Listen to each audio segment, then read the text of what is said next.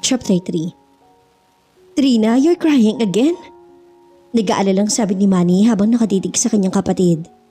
Alam niyang may mabigat ang problema sapagkat palagi na lang niya itong nakikitang umiiyak. Kilala niya ang kanyang kapatid. Matapang to at hindi iyakin. Kuya, I've done everything. Anito habang patuloy pa rin ang pagbalong ng mga luha. What is it, Trina? You can tell me. Ani ang inalo ang kapatid. Halos 5 taon na sila magkasama sa bahay niyang yon. Alam niyang strict ang competition sa klase ng trabaho nito bilang label manager ng isang recording company. Ngunit hindi pa niya to nakita na ganoon ka-depress. Habang siya naman ay matagumpay sa architectural firm na tinatag niya 3 taon pa lamang ang nakalilipas. Kuya, I guess I cannot have him. Lalo lumakas ang pag-iyak nito. Si Kiel ba? Naging schoolmate ng kanyang kapatid si Kiel. Mabait naman ng lalaki, dati-rati hinahatid pa nito ang kanyang kapatid hanggang sa mapansin na lamang niya na hindi na ito dumadalaw sa kanya. Yes kuya. Napabuntong hininga siya. Paano ba niya mapapayuhan ito sa suliranin nito sa puso kung siya mismo hindi maiayos ang kanyang love life? I did everything kuya. Hindi na yata niya ako maintindihan. Hindi na yata niya ako mapapatawad. Ha? Bakit may ginawa ka bang kasalanan sa kanya? Napakunot ang noon tanong niya rito. Palibhas ay naging abala siya sa trabaho kaya wala na siyang kaalam-alam sa takbo ng buhay nito. It's a long story kuya. But the bottom line is wala akong ibang choice kundi ang i-offer ang services ko bilang manager ng banda nila. Kaya lang, ayaw naman siyang bitawan ni Saint. Nagsalubong ang mga kilay niya at hindi talaga niya maintindihan ang sinasabi nito. Manager ng banda nila? I'm sorry but I don't understand at sino naman ang Saint na to? Trina sigh. Mahirap talagang intindihin. Anyway, si Saint lang sana ang pag-asa ko. Kaya lang nagkamali naman ako ng approach sa kanya. Mahirap naman kasing magpapansin sa isang yun eh. She's cold and black. Lalo naman siyang narito. Egoy pala ang Saint na to, ganun ba? Napakamo tuloy ito sa ulo. Kuya, hindi siya black as in Afro-American. Basta, I admit, mali ang approach ko sa kanya. Naaway-away ko siya para mapansin niya ako. Paano naman? Ilang beses ko na sana siyang gustong kausapin. Kaya lang palagi na lang niya akong iniisnab. Hindi ko na alam kung saan ako hingi ng tulong. All I know is that I need to have Kiel back. At hindi mangyayari yun kung hintayin ko na lang na siyang pansinin ulit ako. Mahaba nitong pahayag. Well, I don't know if I can help. Napakamot na rin siya sa ulo at naguluhan kasi siya sa mga sinabi nito. Nang lingunin niya to ay nagliwanag ang ekspresyon ng mukha nito. Maya-maya ay bigla tong humiti at kinabahan siya. Di yata nabaliw na to. Trina, are you okay? Nag-aalalang tanong niya rito. Kuya, hindi ba't sabi mo sa akin noon gagawin mo lahat para sa akin? You said I'm your only sister at hindi mo ako pababayaan. Anito na may pilyang ngiti sa mga labi. Naguguluhan man ay tumango siya. I'm going to ask you a favor. Gagawin mo kaya? Of course! Nais magsisi ni Manny sa kung bakit pumayag pa siya sa pabor na hinihingi ni Trina. Habang nakatitig sa refleksyon niya sa salamin ay nais na niyang mamundok kung saan wala ni isa mang kakilala. Naka-leather trench coat siya na hanggang tuhod ang haba. Itim t-shirt na taas-taas ang manggas na may naka-imprenteng Smashing Pumpkins. Itim din ang maong nasuot niya na may punit sa magkabilang tuhod. May dog collar leather pa siya at may spike sa leeg. Kung hindi siya nagprotesta, marahil tad-tad na rin ang fake tattoos ang kanyang katawan. Perfect! Ani Trina na nakasungaw na ang ulo sa pintuan. Mukha akong adik. Aniya na ilang inailang sa kanyang itsura. Kulang pa yan. Wear this. Inabot ito sa kanyang isang silver stud. At para saan to? Hindi ba dati ka namang may butas sa tenga? Ikabit mo. Utos ito sa kanya. Di na ako bata. 30 na ako, Trina. Naaasad na sabi niya rito. Sige na, bagay naman sa iyo eh. Tumawa pa to ng malakas. Naisa niya tong sakalin subalit nagtimpi lamang siya. Wala siya nagawa kundi ikabit ang hikaw sa kanyang tenga. Ano pa? Baka naman kakabitan mo pa ng kadena tong dog collar at ihilahin mo na ako kung saan. Asan na talaga siya. Over na yan, tara na. Nagpatiuna na to sa kotse at wala siyang nagawa kundi ang sumunod dito. Sa kotse pala mga ipaulit-ulit siyang binili na ni Trina. Remember, wag ka masyadong trying hard Basta magpakilala ka lang sa kanya. Gamitin mong natural mong karisma. Oo na, paulit-ulit. Nangangati na ako. Ani ang kinamot ang baba at gilid ng pisngi. Hindi siya nasanay na may tumutubong stubblestone. Pinilit lang niya ng kanyang kapatid na hindi mag-ahit. Na makarating sila sa bar kung saan may gig ang grupo ni Kiel ay nanalangin naman siya na sana walang makakilala sa kanya. Umibisa si Trina kaya sumunod na rin siya. Kuya, that's her. Pasimpleng tinuro nito kay Manny ang sinasabi nitong babaeng kailangan niyang bulahin. Are you crazy? Itsura pa lang yan, alam mo nang hindi kagad maloloko. Naka-side view ang babae at kitang-kita niya ang makapal na usok ng sigarilyo na nagmumula sa bibig nito. You should do everything you can, kuya. Pagdidiin ito. Napabuntong hininga siya. Kaya naman pala ganun ang suot niya. Isa yatang satanis na kakausapin niya. Kung sa bagay, may mangilan-gilan din naman doon na tulad nila ang get up. Mistulang rave party, consortium ang nagpuntahan niyang lugar. Saglit pa lang siya ron, naluluhan na siya sa kapal ng usok. So think na hindi pa man nagsisimulang tumugtog ang banda. Ibang-iba na talagang panahon ngayon kumpara nung siya ay membro din ng isang banda. Are you just going to stand there?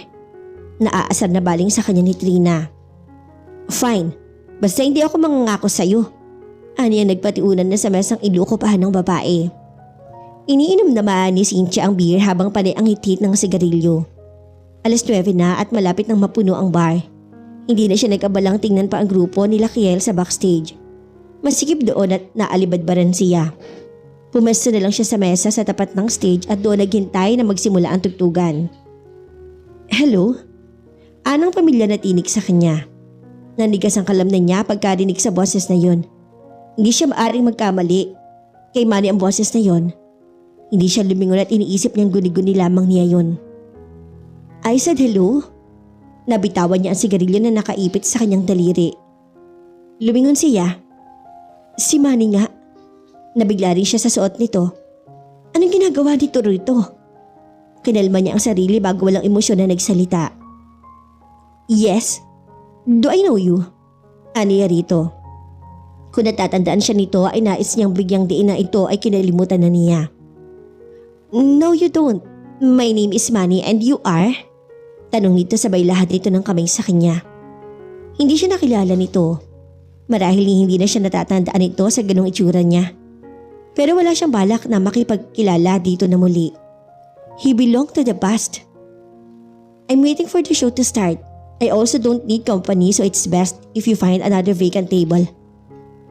Wow, I bet your dad's terrorist. Anito naman na binaliwala ang katarayan niya. Because I'm the bomb? Talk about being pathetic. Pinandilatan niyo ito ng mga mata at hindi pa rin nagbabago ang style nito. She was surprised na nagkaroon siya ng reaksyon dahil hindi na niya matandaan ang huling beses na nakaramdam siya ng pagkainis. Hey, calm down. Umupo na ito sa tabi niya. Did I give you my permission to sit there? Buong katarayan niyang tanong. Naiirita na siya rito at gusto na niya tong banatan. Ngunit nagtitimpi lamang siya. Bakit? Sa'yo ba tong upuan? Nakangiti namang balik tanong nito. She remembered that smile. She had to close her eyes to once again shake off the memory. For God's sake, will you just leave me alone? At napatayo siya. Tinalikuran niya to at diretsong tinungo ang backstage. Wala na siyang pakialam kahit masikip doon. Hey, what's wrong? Tanong naman sa kanya ni Kiel. Damn! Naisuntok niya ang kamay sa dingding. Ouch! Nang tingnan niya ang grupo ay baka sa mukha ng mga to ang iba yung pagtataka. Noon lang siya nakita ng mga to na nagalit o nagpakita ng anumang emosyon. Stop looking at me like that. I'm a freak. Napatingin siya sa salaming doon at natawa siya. She look like a freak. Are you okay? Mahinahong sabi ni Kiel at halatang nag-aalala na to. Marahil naiisip nito na nababaliw na siya. It felt good to laugh. Ang tagalan niyang hindi tumatawa. At ng mga sandaling yun ay para siyang baliw na tawa ng tawa. Call an ambulance. Utos si Kiel sa mga kasamahan nito. Akto pipindot na sa keypad ng cellphone nito si Yuri nang awatin niya. Stop it! Ano ba kayo? I just laugh. Masama ba yun? Nakangiti pa rin niyang sabi. Are you sure may dala ka bang Prozac? Tanong ni Kiel. This is insane. Ano yan na iniba na ang grupo? Dumiretso siya sa comfort room at kinalma niya ang sarili. She still couldn't believe that Manny was still capable of arousing her different emotions. It had been so long. Ayaw niyang tanggapin na kaya siya nagkakagulo dahil sa lalaki. Maaring nabalik nga siya pansamantala. Yes, it was temporary insanity. That's all. Lumabas na siya at pumeso sa isang madilim na sulok kung saan hindi na marahil siya makikita pa ni Manny. Kuya, I can't believe you were able to do that. Excited naman na sabi ni Trina kay Manny. Kumunot ang noo niya. Able to do what? You made her. Feel something. That's amazing. At napapalatak pa to sa saya. Are you sure? Tanong niya rito. Oo naman. Ayun siya oh. Puntahan mo na. Itinuro nito ang babae at halos hindi niya napansin sapagkat nasa isang sulok lamang yun. Nakatayo to habang panay pa rin ang paghitit ng sigarilyo. I don't know, Trina. Hindi ako sanay mamilit ng babae. Pretty please, with sugar on top. Paglalambing nito sa kanya. Napamuntong hininga siya at nilapitan ng babae. Nakisiksik siya sa makapal na tao upang marating ang kinaroroonan nito. He could not understand pero parang familiar to sa kanya. There was something about the girl na parang familiar sa kanya. Hindi naman niya mawari kung ano yun. Hi again? Malakas ang sabi niya sa likod ng tenga nito. Maingay na sa loob ng club dahil nagsimula ng tumugtog ang unang set ng banda. Nagtayo ang mga balahibo sa katawan ni Cynthia nang maramdaman ang hininga ni Manny sa kanyang tenga. Saglit siyang napako sa kanyang kinatatayuan. Na makabawi walang lingon likod na dumiretso siyang lumabas ng club. Nagpasya siya na hindi natapusin ang set ng banda. Ayaw na niya makita pa si Manny. Ilang taon niya itong kinalimutan at hindi niya nagugustuhan ng epekto nito sa kanya. Pinindot niya ang keyless entry ng kotse niya. Papasok na sana siya nang mahimawak sa kanyang braso. At naramdaman niya ang pagdali na kung anong enerhiya magmula ron. Kagad niyang hinawi ang braso niya. Hey, are you afraid of me? Tanong ni Manny sa kanya. Natigilan siya sa sinabi nito. Hindi niya alam kung anong isasagot dito kaya ipinasya niya na manahimik na lang. I just want to know your name. Is that too much to ask? Again, my name is Manny. Uli nitong inilahad ng palad sa kanya. Manny Silva, and you are? Cynthia Hidalgo. Pagkasabi niya ng kanyang pangalan ay mabilis niyang sumakay sa kotse. Pinaharurot niya yon dahil ayaw niyang makita ang magiging reaksyon nito sa kanyang sinabi. So, kuya, how was it? Tinapik si Manny ni Trina kaya napukaw nito ang atensyon niya. Hindi na niya matandaan kung gaano siya katagal na nakatayo sa parking space ng club. Nakatitig siya sa kawalan. Ito Cynthia. At hindi niya malaman kung bakit ibang-iba na ang itsura nito. Hindi siya makapaniwala na ang Cynthia na minahal niya noon ay siya ang Cynthia na nakaharap niya. She used to be so sweet pero ngayon ay… Shit, Trina! Bakit hindi mo sinabi na Cynthia pala siya? Galit na baling niya sa kapatid.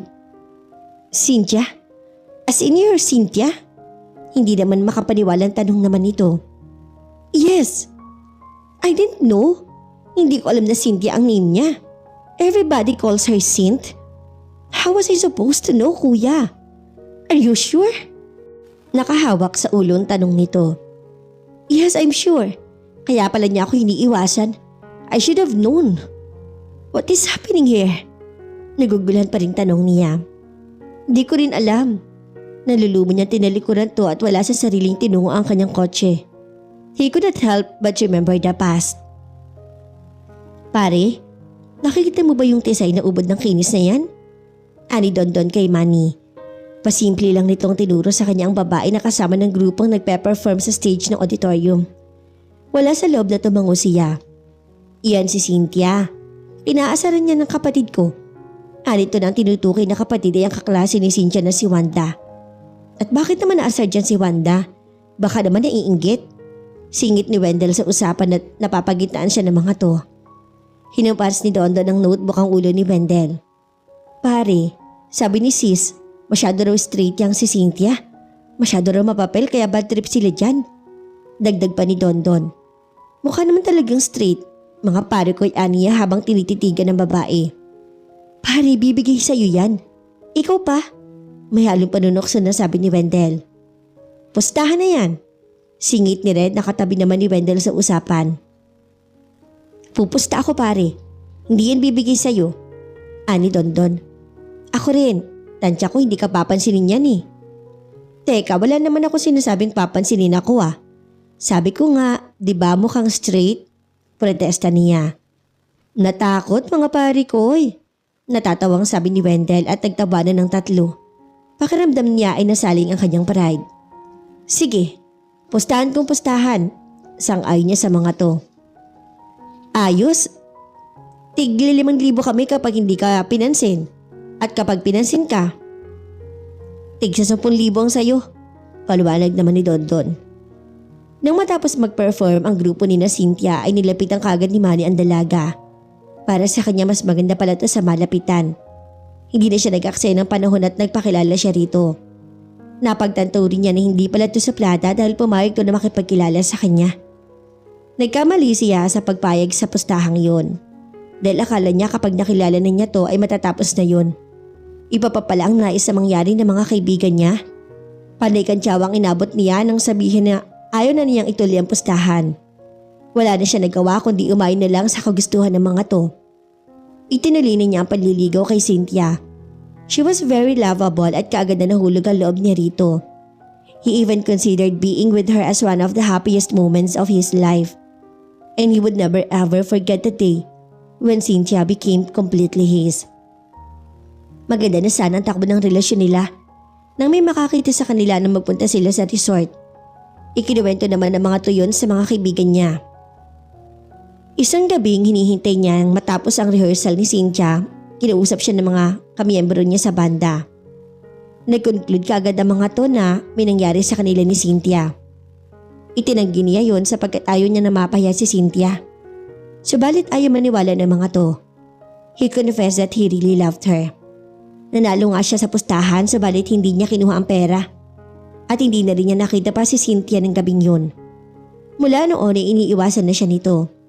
Ipinagkalat na pala ni Wanda na may nangyari sa kanila ni Cynthia. Ipinangalandakan din ito na pinagpustahan lamang daw niya ang kanyang mga kaibigan. Kahit anong paglilinaw niya sa mga pangyayari, walang naniniwala sa kanya. Alam niyang nasaktan si Cynthia sa nangyari kaya hinayaan na lang muna niya to. Iniisip niyang palilipasin muna ng ilang araw bago kausapin. Subalit, bigla na lamang itong nawala. Nang puntahan niya to sa bahay ay ayaw sabihin sa kanya ng mga magulang nito ang kinaroroonan ni Cynthia. Nag-iwan na lang siya ng mensahe sa mama nito. Subalit hindi naman niya sinagot ng dalaga. Isang semestre siya na naghinto sa pag-aaral. Natuto siya uminom ng alak. Hindi niya matanggap na hindi na sila magkikita dahil mahal na mahal niya to. Alalang-alala ang kanyang mga magulang sa kanya. Matagal bago niya na-realize na he had to move on. Pinagpatuloy niya ang kanyang kurso hanggang sa makatapos siya. Pagka-graduate niya, nagdesisyon na siyang pumunta sa Maynila upang kahit papaano mabawasan ang pangungulila niya kay Cynthia. Nagkaganon man ay hindi pa rin ito nawawaglit sa kanyang isip. Tuwing uuwi siya sa San Gabriel ay pinupuntahan niyang bahay nito. Ngunit lagi naman siyang nabibigo dahil wala siyang impormasyon na makuha mula sa mga magulang nito. Nawala na siya ng pag-asa kaya nagdesisyon na siya na hayaan na lang si Cynthia. Iniisip niyang marahil, hindi naman siya talaga mahal nito. Natiis itong hindi siya makita kahit na gumawa siya ng paraan upang makapagpaliwanag dito. Ang pagsisisi niya ay unti-unti nang napalitan ng galit para sa dalaga. Narealize niyang hindi malalim ang pag-ibig nito para sa kanya dahil mabilis siya nitong nilimot. At sa pangyayaring yun, namuhi na siya sa mga babae. Kahit pa mga ito na ang lumalapit sa kanya, isa lang ang pinag-alayan niya ng kanyang puso. Ngunit sakit pa ang idinulot niyon sa kanya. Takot na siyang umibig pang muli. He was still struggling to survive. Samantalang, baka si Cynthia ay masaya na kung saan man ito naroroon. It had been so long. He thought he was finally starting to get over her. Minsan na lang kasi niya ito naalala. Until now. Sumakay na si Manny sa kotse niya at binusinahan si Trina.